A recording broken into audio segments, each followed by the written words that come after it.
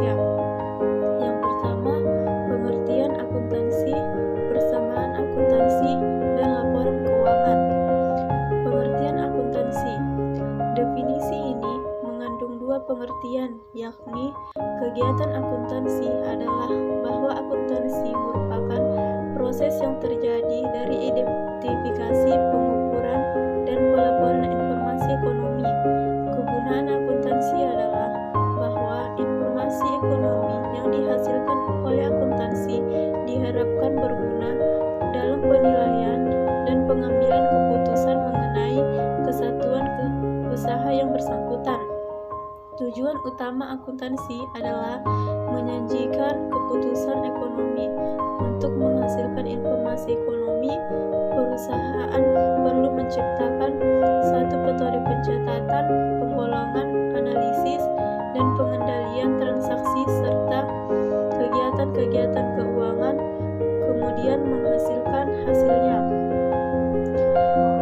Kegiatan akuntansi merupakan meliputi 1. Pengidentifikasian dan pengukuran data yang relevan untuk suatu pengambilan keputusan.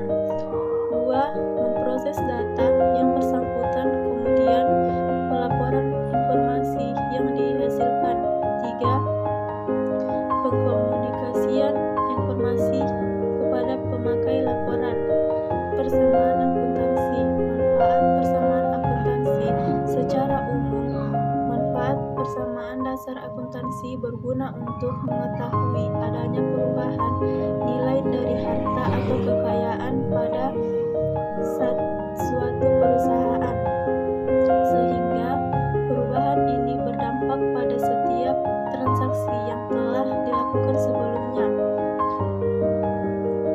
Komponen dalam persamaan dasar akuntansi. Yang pertama, akun aset. 2. Akun kewajiban. 3. Akun ekuitas. Pengertian laporan keuangan. Secara umum, laporan keuangan adalah berkas yang berisi pencatatan uang. Maksudnya adalah laporan yang berisi segala laporan transaksi yang melibatkan uang, baik transaksi pembelian maupun penjualan dan kredit. Biasanya pelaporan ini dilakukan oleh periode tertentu. Jenis-jenis laporan keuangan.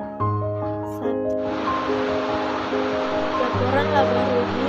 Laporan laba rugi adalah berkas yang di dalamnya berisi data-data pemasukan dan pengeluaran perusahaan. Yang kedua, laporan arus kas.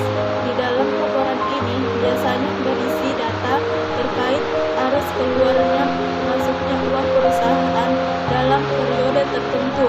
Yang ketiga, laporan perubahan modal.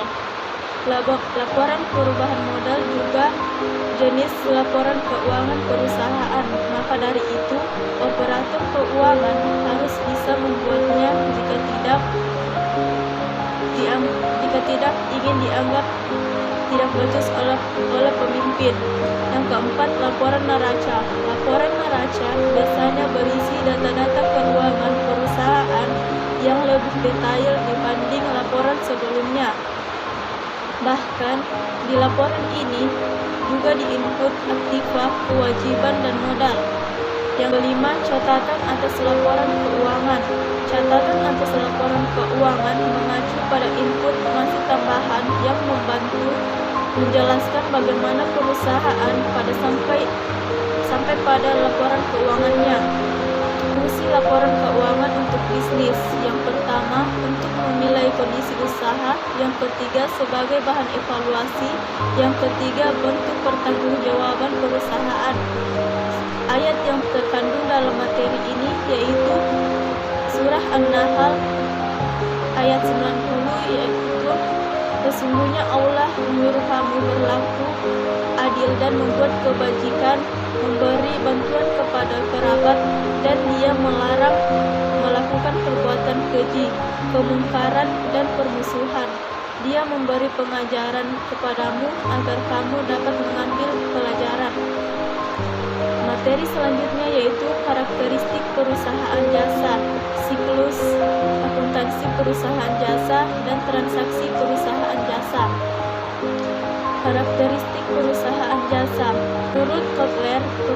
perusahaan jasa adalah perusahaan yang menawarkan suatu tindakan yang tidak berwujud dan tidak menyebabkan perpindahan kepemilikan. Sama dengan Kotler, Adrian Aine mendefinisikan perusahaan jasa sebagai perusahaan yang melakukan aktivitas ekonomi yang memiliki manfaat intangible yang terdapat hubungan interaksi dengan konsumen atau dengan barang miliknya sendiri, tetapi tidak menghasilkan transfer kepemilikan. Adapun karakteristiknya seperti 1.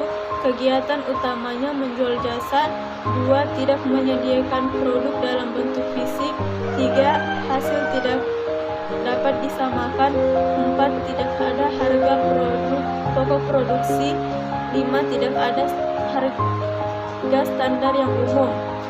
Siklus akuntansi perusahaan jasa. Yang pertama, identifikasi dan analisis transaksi. 2. Pencatatan transaksi ke dalam jurnal. 3. Posting ke buku besar. 4. Penyusunan neraca saldo. 5. Penyusunan jurnal dan neraca saldo. Penyelesaian. 6. Neraca lajur. 7. Penyusunan laporan keuangan. 8. Penyusunan jurnal penutup. 9. Jurnal pembalik. 10. Neraca akhir atau awal. Jenis transaksi akuntansi perusahaan jasa. Yang pertama, investasi. Yang kedua, pembelian. 3. Pendapatan. 4. Pembayaran. 5. Penerimaan piutang. 6. Pengembalian investasi. Ayat yang terkandung dalam materi ini yaitu surah An-Nisa ayat 29 yang artinya, wahai orang-orang yang beriman, janganlah kamu saling memakan harta sesamamu dengan jalan yang batil atau tidak benar, kecuali dalam perdagangan yang berlaku atas dasar suka sama suka di antara kamu, dan janganlah kamu membunuh dirimu, sungguh Allah Maha Penyayang kepadamu.